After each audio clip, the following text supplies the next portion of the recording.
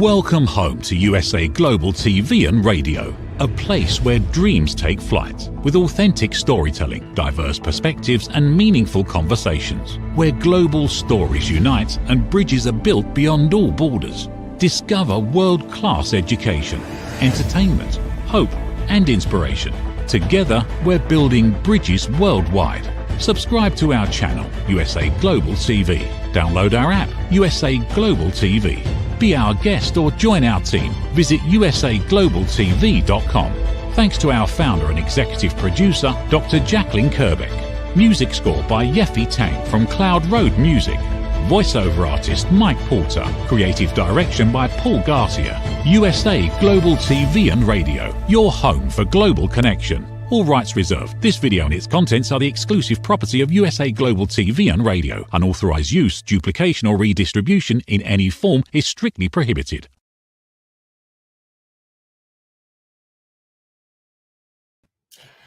Good morning, good afternoon, good evening, and welcome to us here at USA Global TV and Radio, where today our show is Authentic Achievements, and we are delighted to have you with us. Today, we're actually going to be joined by a special guest, a lovely lady who I met on my other platform. Her name is Diamond Drip. She is an award-winning speaker whose journey has been featured on KQED Radio News, OnStage Plus Television, New York Weekly, and loads of podcasts.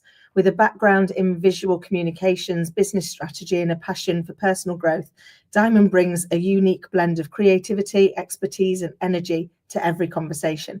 And her mission is helping women break free from fear and self-doubt and step boldly into their power. Using tools like human design and gene keys, she guides folks to trust their intuition, embrace authenticity, and unlock their full potential. And as she loves to say, the limit does not exist, but fear will make you think it does. I love the work that she's doing, and I know we're in for a really insightful chat. So, Diamond, welcome.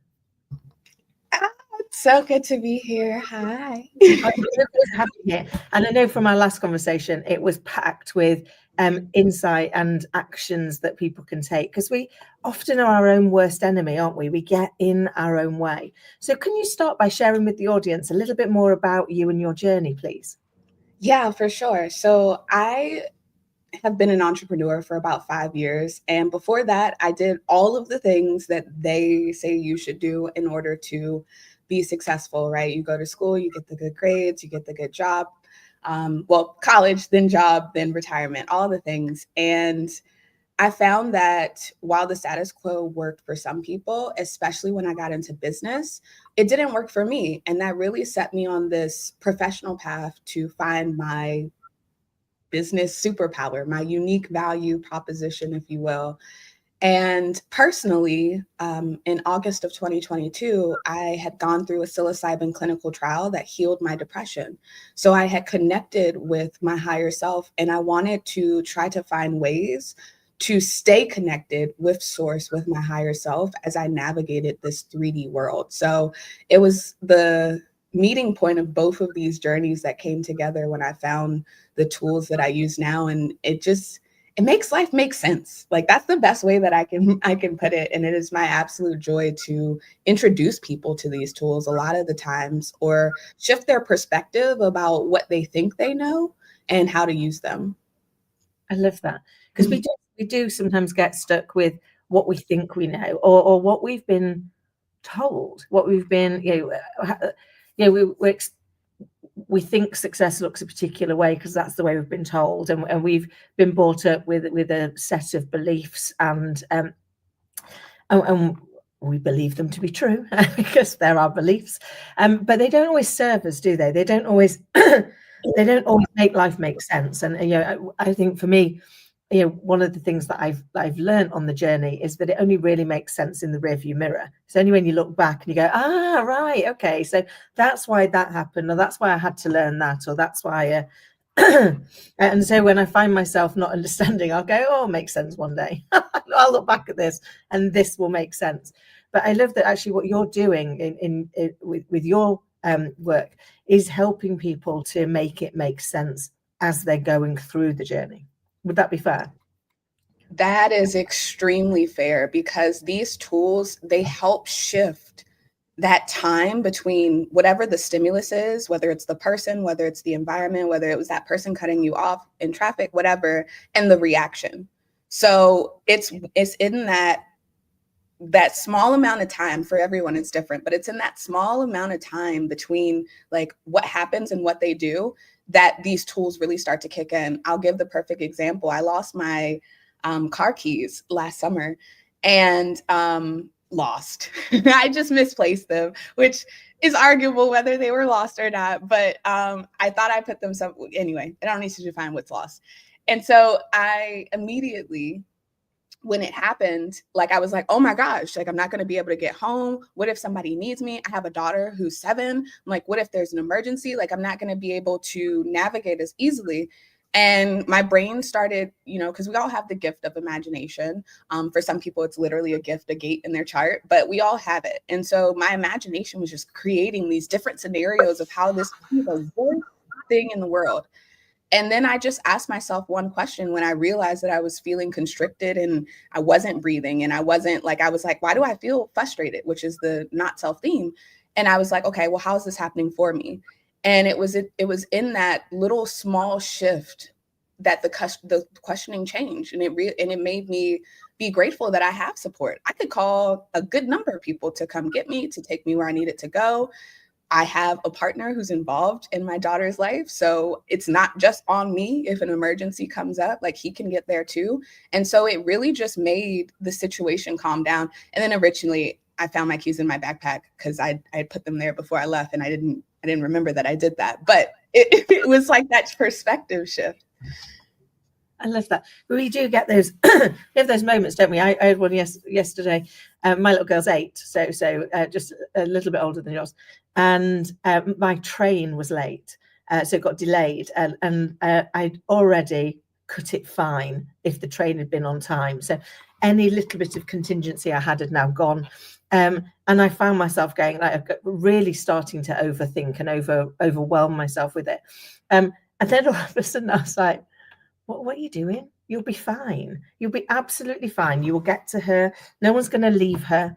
If you're a minute or two late, she's safe. She's in school. And as it was, I parked up and walked through just as the bell was ringing. So I was like, all I actually did was waste some moments of joy, catastrophizing something that didn't even happen. And I think it's easy for us to do, isn't it? Is to get into that space. But I love, as you say, it's about the reframing of the question. It's the asking ourselves that. But I ask myself, why am I so convinced it's going to go badly? Yeah. Why can't I assume it's going to go well? What is so being a bit more curious, I guess. Yeah. About the situation.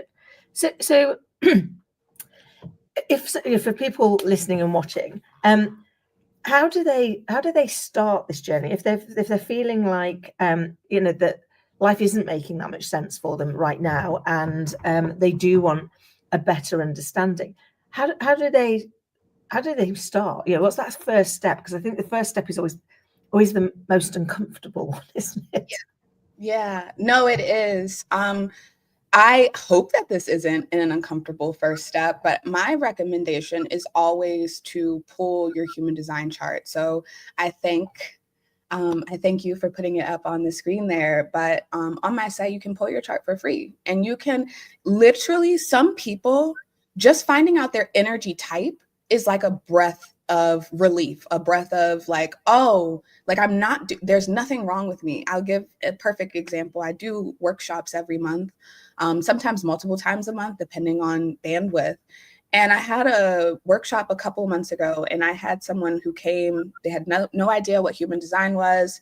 They pulled their chart and they found out that they were a projector. And so briefly, projectors are here to be these guides, to be these wisdom sources who are recognized for what it is that they're great at, what it is that their genius is. And then they're invited in to contribute that genius in a way that is not going to burn them out. And it's up to the projector to decide, which invitations are correct and aligned for them. And that's when authority and other things like that come in.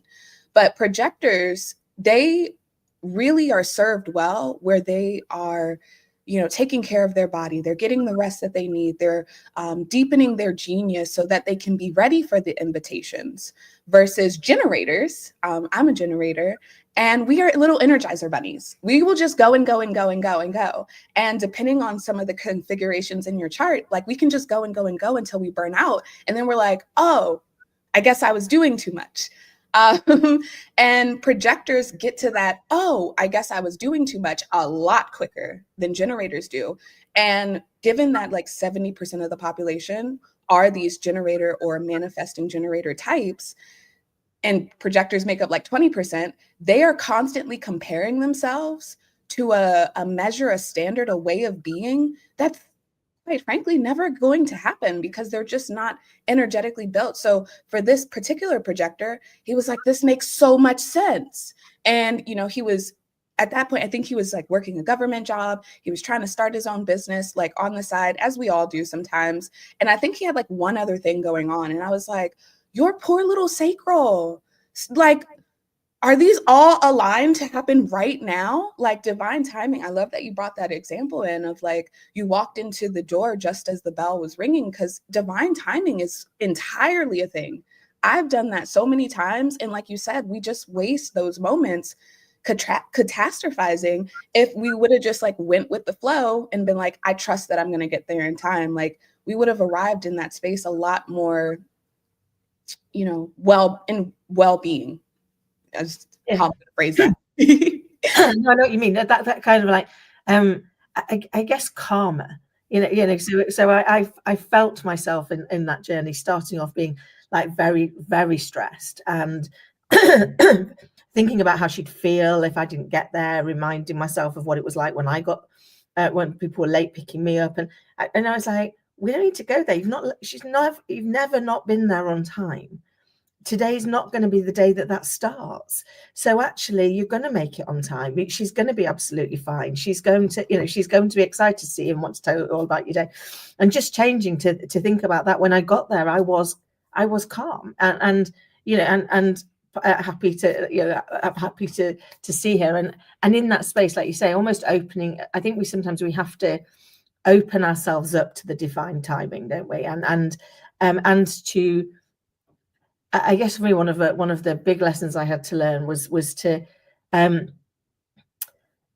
be willing to let go of my way, to not have to control everything, to trust that actually it's the path I'm meant to walk, but it's not my path to control. It's like, actually, I just need to be more open to the opportunities and to trusting your intuition.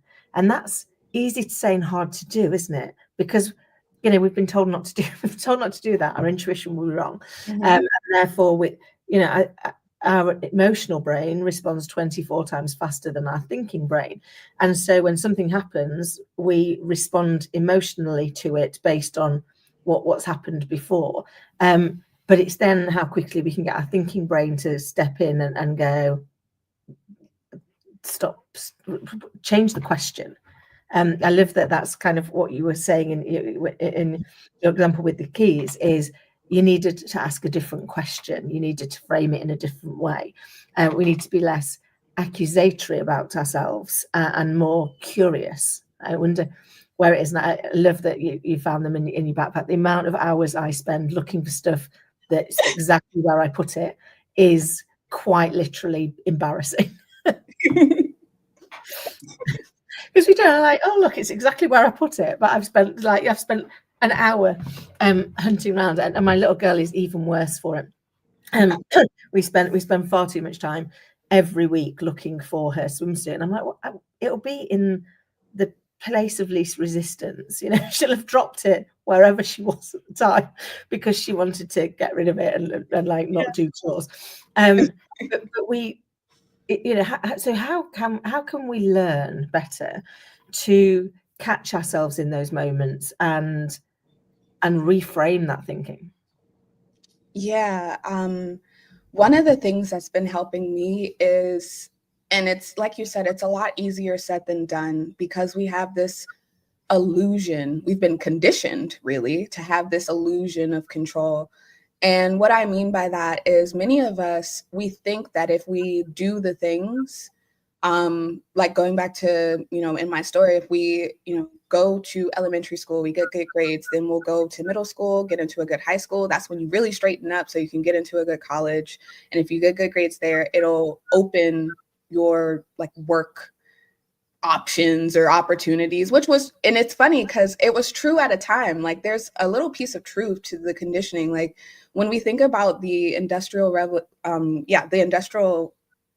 boom that happened, like so many people entered the workforce and started working with these machines. And if you could go to school and already have your degree before you entered the workforce, it did give you a leg up. Now pretty much everyone's getting a degree, and it's a very competitive market, and that system that we built is now crashing. And so we believe and we subscribe to these things, and we kind of like try and fit into these boxes that don't always fit us. When you relax into this experiment, because that's what it's called, it's the experiment of living as you truly are and remembering who you truly are, and not just who you were told to be, not just who you learned to be from your family, from friends, from society. And so it's been really helpful to just think about the core, the basics of human design. We hear it all the time. We're a mind, body, and spirit.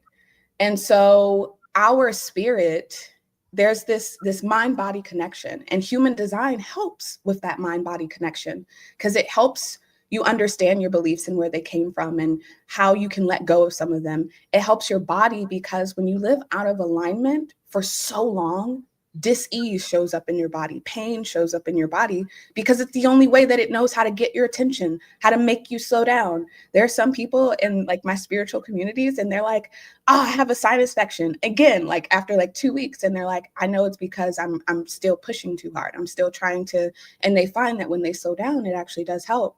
And so like when you think about like one of the core concepts of human design is that we have this magnetic monopole inside of us. It's a one-way magnet that is literally pulling us on this track towards our life and soul purpose. And it's bringing us opportunities, it's bringing us people so that we can use our strategy and authority to decide if those people are here to help us on this journey.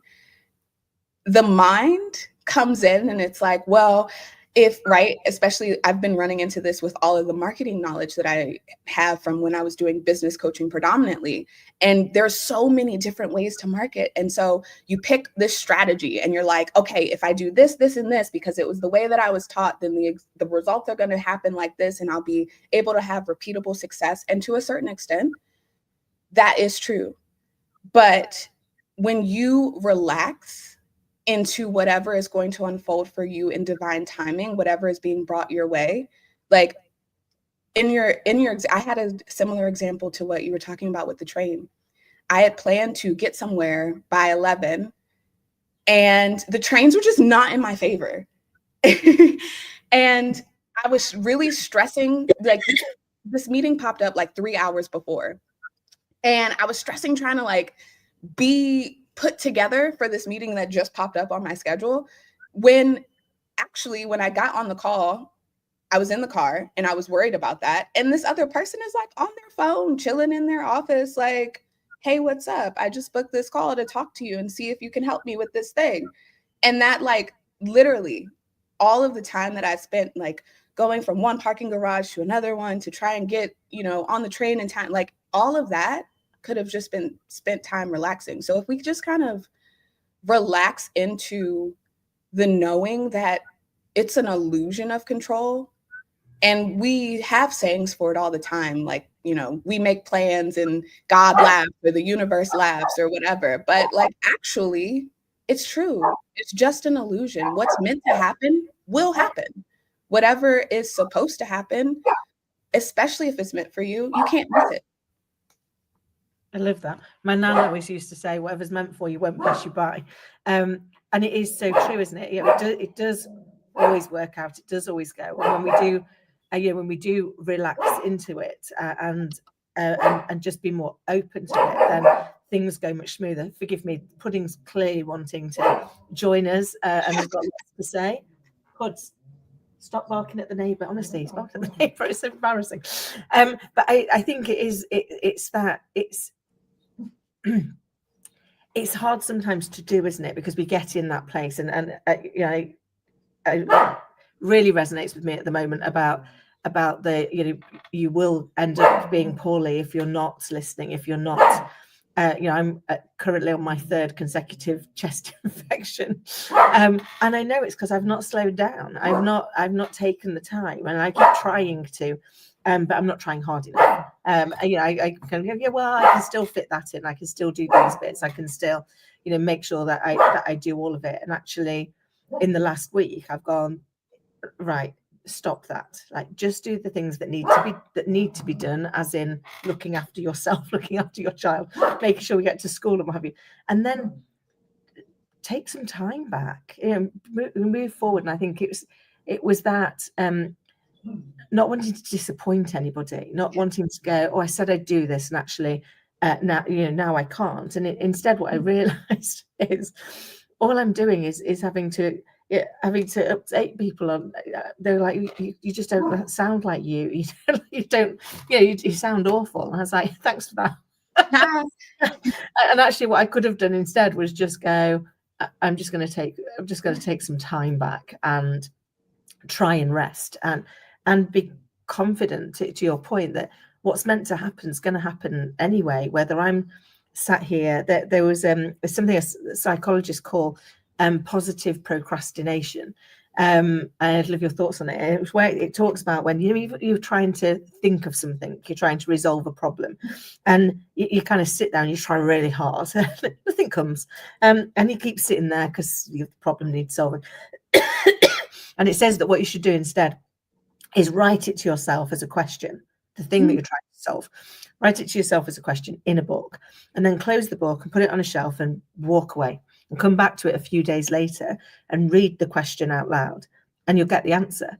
And that's because actually your subconscious brain is still working on it. It's still deciphering all of those. But I wonder if there's almost more of an element of it will come because it's the right time for it to come, that answer. And actually all you were doing, sitting there berating yourself for not having the answer, was actually blocking the answer coming. It was stopping it from being there. Does that resonate? There are some parts of it that resonate, simply because I am a proponent of, like, I understand people have, especially because I work with a lot of entrepreneurs, they are the most idea havingest, like, inspiration. And so for a lot of them, I do recommend, because I myself have a little notebook where I will, or like a running, note on my phone where I will just kind of jot down ideas that I have, because, and this goes to one of our energy centers, our Ajna center, 7 out of 8 people have openness in this center. And the not self question that comes with that is, am I trying to convince everyone that I'm certain? And so we've been conditioned to, logic, analysis, et cetera, to prove that certainty. But like you said, intuition isn't always that way. And so for me, I don't even, sometimes, like, if it's an idea and I feel really good about it, I'll write it down. But if I feel like I'm just kind of mulling over a question, I have to first take a look at the question, because sometimes I realize that I'm asking the wrong question. One of my gates always asks why. And sometimes in the shadow, it's why me, or why is this happening right now? And what I have trained myself to do is really look at the question and look at what I'm asking, because sometimes it's just a shift of what's the bigger perspective here that can, like, cause me to think different thoughts. But mainly when I feel like I'm trying to figure something out, the thing that I check for is there pressure? Is there pressure, or is there this expansive feeling? Because if there's pressure, if there's constriction, and I feel myself saying the words, I'm trying to figure this out, I know that that's a clue for me that I'm not in alignment, because there is no part of my design that is figuring it out. Like, things are brought, like, especially because I'm a generator, things are brought to me in my environment that confirm something. perfect example. One of my clients, she was thinking about doing Lyft for a little bit, just to kind of make some cash on the side. She's thinking about being a surrogate again. And she had the thought just in her head, and she has sacral authority. So she could have made a decision about yes or no in that moment. I don't know that she did. I think she just said she had a thought. The next day she got an email from Lyft basically saying, like, we miss you. I used to drive for Lyft. I checked my email. I didn't have that email. So it's one of those things where depending on your type, like, we get so scared that nothing is going to show up in our outer reality. Like, especially for generators, we're like, but what if there's nothing to respond to? And the reality is there's always something to respond to. We're responding from the moment we get out of bed. Like, I was responding when I made the decision to make this cup of coffee versus going to a coffee shop. Because if I would have felt that way, who knows, I might have overheard an idea and a conversation about something that I'm already talking about, that I'm already noodling over. And that's now confirmation that, like, oh no, people are talking about this. Go and do it. So that's like 3 different versions. I have an open ajna, so I play in all the possibilities of what could happen, but that's how I kind of handle that. I love that. And it's true, isn't it? We end up in the, I'm at the moment, I'm writing my next book, and it's about curiosity and being more curious as a leader. And I found the amount of times that's cropping up in conversations. And just yesterday I went to an event, and the person speaking was speaking about curiosity with it. You're kind of like, okay, all confirmation that this is the right idea. This is actually what we should be talking about. But we don't always allow ourselves to be present to those prompts, do we? Those reminders that actually these are all letting you know that you're on the right path, that you're doing the right things. And I think it's that I think that we do now live in a compare and despair society, don't we? We see the seemingly perfect lives of everybody else and look at the messy reality of our own and find it lacking. And yet we're not on that journey. We're on our journey. So how do you encourage people to start to think about how they define what their new success is going to look like? So I usually have 3 agreements whenever I start like a reading or a workshop or a session or something. The first one is actually to be playfully curious, like that childlike wonder, because that's how we should approach everything. The second one is confident vulnerability. I create spaces where you're not too much, you're not going to be judged based on like something that you say, because we realize that we're literally, like, I sometimes talk about the 12 laws. I'm like, we are all one. So you're judging that person. We don't create space for that. But like, if, for example, you're judging that person, you're probably projecting something onto them that you need to work on in yourself. And I love that in A Return to Love by Marianne Williamson, she brings this up because she talks about this lady who's at the nail salon and she's always loud and, she just kind of tunes her out. But one day she shifted her perspective and she actually was listening to what she was saying. And she was hearing that, her dad just really wasn't around growing up. She really felt like she had to like go for attention. And with that simple shift in perspective of understanding, this person now doesn't annoy her to the living daylights every time she's around. So that's the second agreement, is just that confident vulnerability. There's no judgment in the space. And then the last one, and I always say it's a little bit of an unusual one, is to just kind of leave your ego at the door. That part of you that wants to compare, that wants to, it's like that part of you that just wants to keep you small and safe. Like, just kind of leave that part at the door and just open to the possibility that you are a soul having a human experience. And this chart, this tool that we're using, is a way for you to look at your human experience and seeing, like, are you living true to yourself? Or are there areas where maybe you're kind of holding on to some beliefs, some limitations that you can let go of because they're not supposed to be there. So we have those 3 agreements that kind of set the stage. And any time, like, because they're set in stage in those containers, like, it really creates this space where people can ask those questions. Like I'm very much, someone asks a question about them specifically, how can I do this? I'm like, okay, let's take a look at your energy to see what supports that. So that's kind of just the space that I set in order to open it up. But per person, it kind of depends because I'm very custom that way.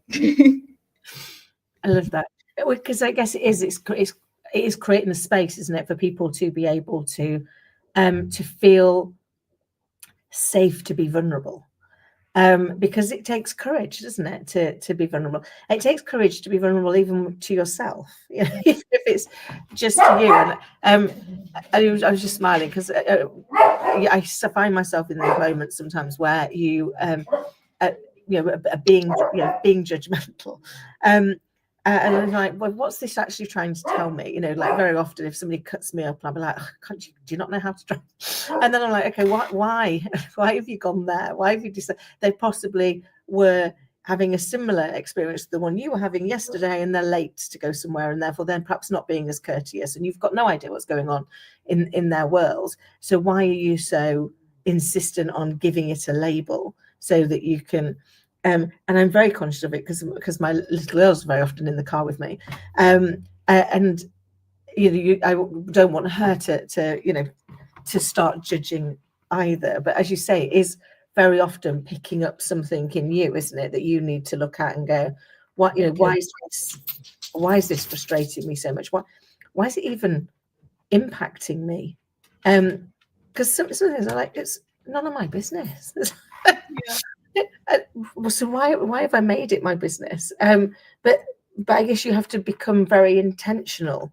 Oh, can I give a quick example? Yes. So what you're talking about in being like cut off and I'm rarely cut off, but like similar how like a dog will see like someone and they'll start barking if they don't know them, or even if they do sometimes. Like it's one of those things where it's like automatic. And so when I'm in the car sometimes, like when I'm conscious, I'm a very courteous driver. But if I'm just on automatic, kind of autopilot, I've noticed myself kind of like, if someone is not like merging at the appropriate, I'm like, you had all of that lane to get over here. Why do you wait to the last minute? Like, no, I'm pretty sure I have the right of way because you have the yield sign. And it gets very principled. And I was like, what is that? And for a really long time, I thought it was my gate 51 in my heart center, which is like the willpower to be first. It's a very competitive energy in the shadow.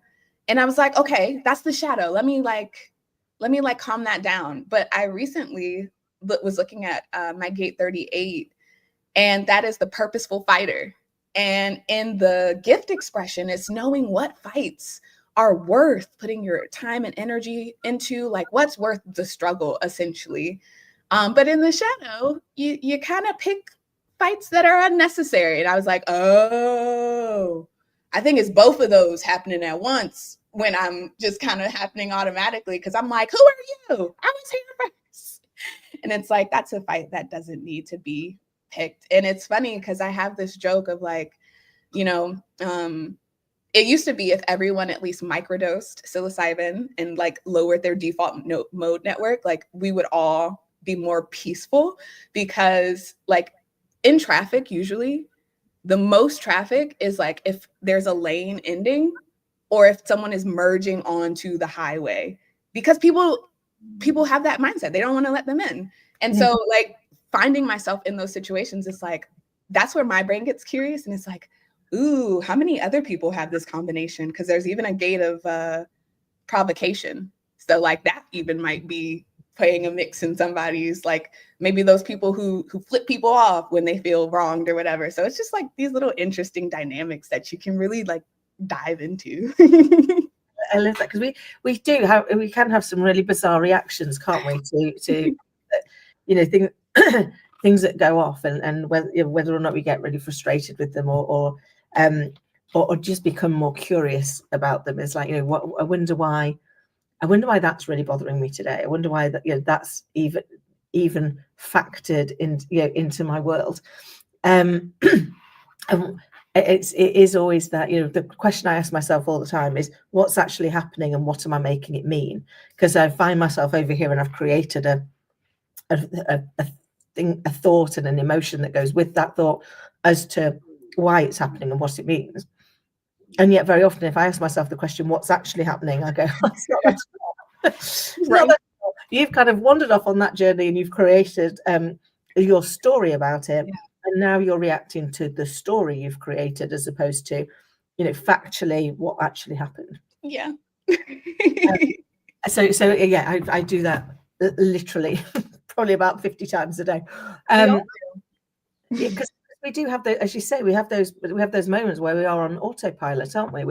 We're doing the things that we always do because we've always done them, and we're not doing it intentionally. We're not in the moment being that present because we spend a lot of our life not being that present, don't we? Just go through the motions. And what I've found in the last few years is I work really hard on being present. So that actually I find myself going, do you have any idea what happened in the last 10 minutes? Really, were you really thinking about it, or was it just happening around you? And so kind of just sitting in the moment and being observant of whatever's coming into my world. And it does make massive change, doesn't it? It makes a really big impact when you become the observer, not the controller. 1000%. It takes the pressure off and it allows for the possibility. That's what we came here to do, is to play in the possibility, to be the full expression of ourselves. I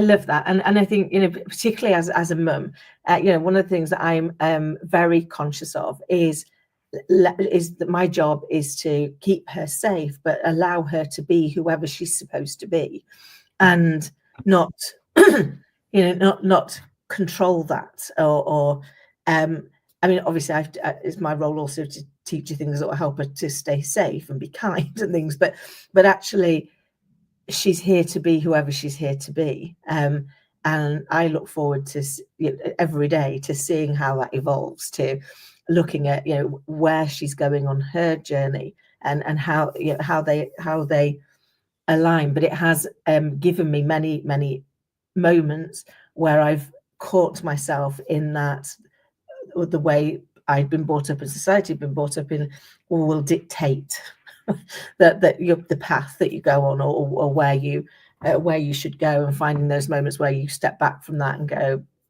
just let her be who she is. Do you have similar with your daughter? I do. And I was just looking at you like, this is exactly the type of parent I want to work with. So I'm level 3 quantum human design certified, and we had the opportunity to choose a specialty. So there was relationship, there was transformational, and there was family coaching. And I chose family coaching because I saw how some of the tools could help me reparent myself and help, entrepreneurs reparent themselves. But also it's family. So helping people raise their children in their design. And that's one of the things that Ra, the founder, he saw as a vision. So as I'm going through the certification, we're starting to learn, old beliefs versus new beliefs with this kind of energy alignment piece. And just what you're saying, I literally just heard that in a video a couple of days ago about we have these misguided things about what parenting is supposed to look like. And if my child is bad, then that means I'm a bad parent, and how that creates shame and guilt. And like you said, your conditioning comes in because you're like, well, I went through this, so I don't. And it's all of these pieces. And so yes, I have those moments with my daughter, and I love that I have this tool to help her, but also just you being a total model of human design coaching, parent. Bless you. Thank you so much. And I can't believe we're out of time. I mean, that just flew. It's always such a delight to chat to you. For everybody listening and watching, you can get in touch with Diamond through her website, so diamonddripconsulting.com. And all the details are in the show notes. Diamond, it's been an absolute joy. And for everybody listening and watching, I hope you found it as inspiring and insightful as I did. And until next time, goodbye. USA Global TV and Radio proudly presents our partner and sponsor, Mr. Philip Sykes and the British School of Excellence. Building confidence, changing lives. And now, proudly presenting the Polished Professional. On a transformative journey with the British School of Excellence's comprehensive suite of masterclasses, crafted to elevate your professional and personal life. 8 outstanding modules will elevate you to the next level. Module 1, Exploring Life's Purpose, delves into the depths of self-discovery, guiding you to chart your unique path to fulfillment and success. Module 2, Mastering Professional Presence and Confidence. This masterclass is a deep dive into the art of self-assurance and commanding presence, which is essential for standing out in today's competitive landscape. Module 3, Learn the Secrets of Visual Impact, how to curate a personal style that amplifies your professional brand. Module 4, Mastering Professional Etiquette and Communication Excellence, navigating the nuances of corporate interaction with grace and tact. Module 5, Elegance in Eloquence. We impart powerful techniques to captivate and persuade any audience with your oratory skills. Module 6, Unlock the potential of your emotional intelligence, EQ, and harness the ability to connect, empathize, and lead with emotional savvy.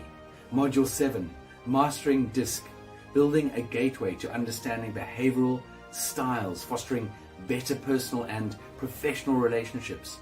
Module 8, Mastery in Dining Etiquette, building your confidence to perfect the subtleties of dining with finesse, enhancing your social savviness at any table. Step into the Polished Professional program where poise, elegance, and excellence aren't just taught, they're instilled for life. Join us to redefine your potential and polish your professional edge. To learn more, go to thebritishschoolofexcellence.com. The British School of Excellence are investors in people. Let us invest in you. What if one simple skill could change the way you connect with the world? What if listening could open doors to deeper relationships, stronger businesses, and a better you? Dr. Jacqueline Kerbeck, the Listening Mentor, brings you USA Global TV and Radio, a space where voices are heard, ideas are shared, and global communities thrive. Through the elevated listeners' courses and books, you'll master the power of listening, set boundaries with confidence, and transform conversations into opportunities. Join us. Listen, learn, elevate. Whether you're a leader, a coach, a business owner, or someone seeking stronger connections, your journey starts today. Subscribe, learn, and transform today. Ever dreamed of hosting your own TV show, sharing your story with a global audience? Now's your chance to shine. At USA Global TV and Radio, we make it easy for you to create, host, and broadcast your very own TV show. Whether you're a storyteller, entrepreneur, or industry expert, we help you bring your vision to life. With our exclusive interview, live streaming, and podcasting training, you'll gain the skills and confidence to captivate your audience. Our global platform ensures your voice is heard worldwide. Join our community of creators who are already making an impact, one show at a time. Step into the spotlight. Host your own TV show on USA Global TV and Radio. Book your discovery call today at usaglobaltv.com. Copyright 2025 USA Global TV and Radio. All rights reserved. Terms and conditions apply. To learn more, visit usaglobaltv.com.